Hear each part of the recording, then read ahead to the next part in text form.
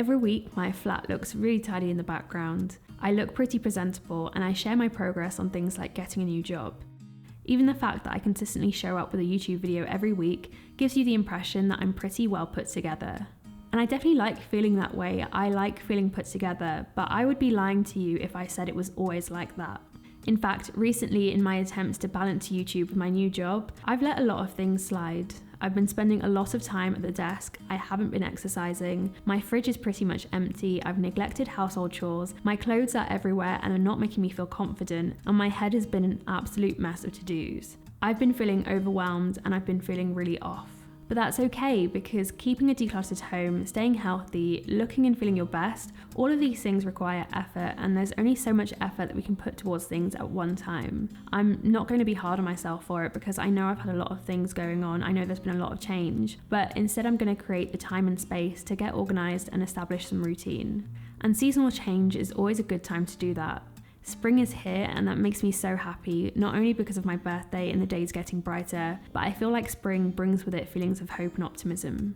Sometimes when things feel really overwhelming, all we have to do is take a step back and do the things that make us feel good. So that's what I'm going to do. I'm going to spring clean my life.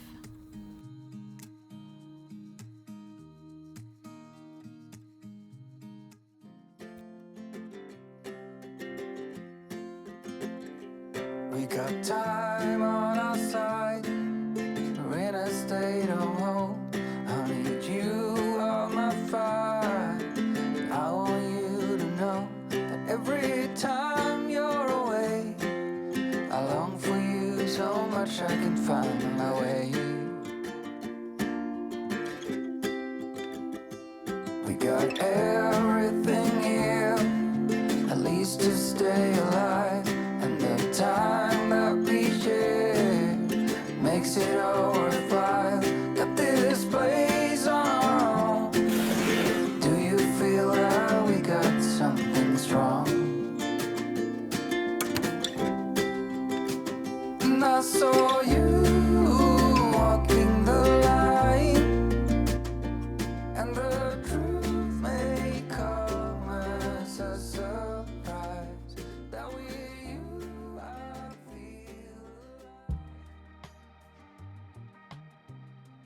Last year, I shared the audit method for decluttering your clothes.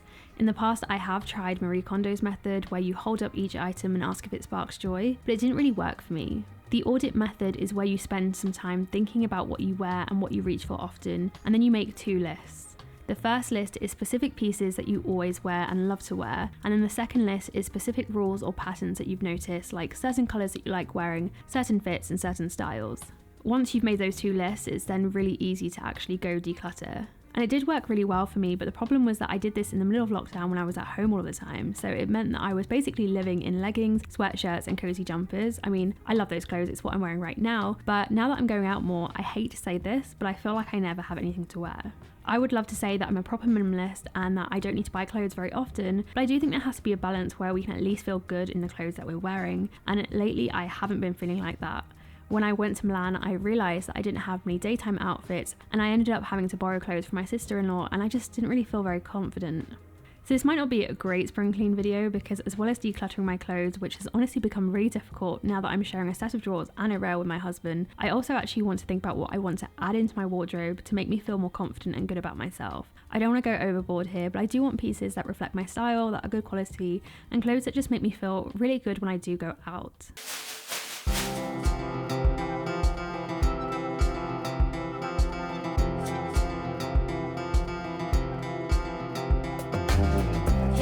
Spring, how it is when the buds are bursting. You can watch the birds when they fly across the world. Weights can't lift you up, you can find a way to drop them. When the new ones weigh you down, you'll be on top of them.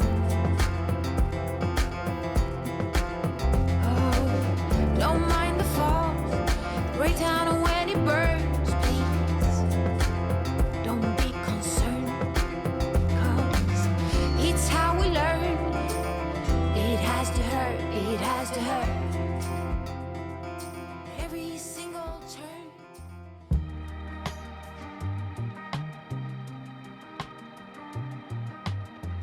I think one of the reasons I've been feeling so overwhelmed is I constantly seem to be thinking about things that I need to do for YouTube and for work, and then when a meeting gets scheduled, I just feel like my head is everywhere. There's a million productivity apps and hacks out there, but for me, all it really takes is having pen and paper. I just seem to work so much better when I have something really simple, and it just makes me feel so much better. I do have Google Calendar, but the problem with doing anything on my laptop is that I'm one click away from a distraction. Multiple tabs and windows just overwhelm me. I much prefer the simplicity of a planner and a pen where I can just offload and jot things as they come to me.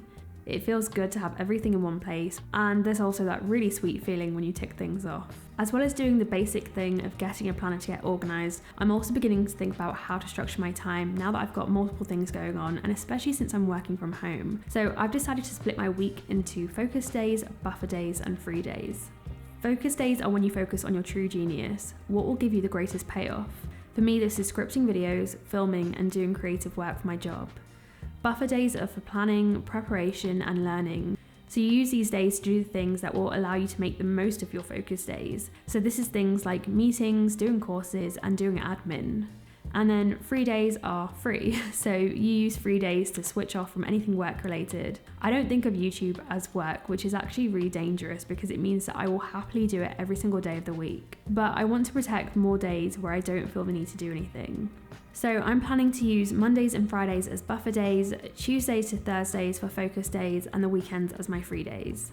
I know this might sound overly structured for most people, but I think for me personally, having systems like this just helps me to make progress without feeling overwhelmed and anxious, because it just becomes one less thing that you have to think about. So many of us create plans and projects, which is so exciting, but anytime we start something, it's going to drain us of energy, and I'm really learning how important it is to protect my energy, even whilst I am working on things. So I'm hoping that small changes like this will help me to do that.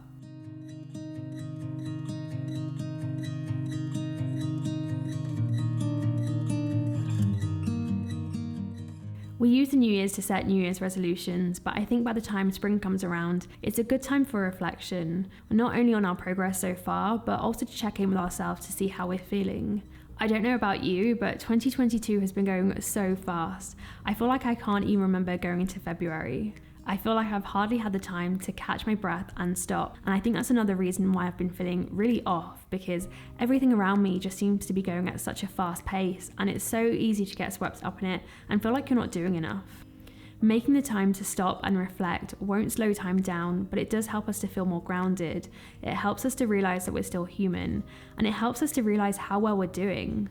I'm beginning to realise how hard I am on myself. I seem to put a lot of pressure on myself, and it's really been taking its toll on me. So it's been really important for me to reflect on what I've done so far, not even just from a work point of view, but just in general. We're growing every day with the choices that we make, the people that we interact with, and the experiences that we create for ourselves. But because everything seems to go so fast and we put so much expectations on our shoulders, we don't always see it.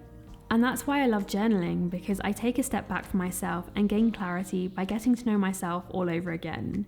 I become more patient and empathetic, and it helps me to become a new version of myself. We're many weeks into the new year by now. Most New Year's resolutions have long since been forgotten, but spring is here. It's not perfect, it's not beautiful sunshine every day, there's been rain and even snow.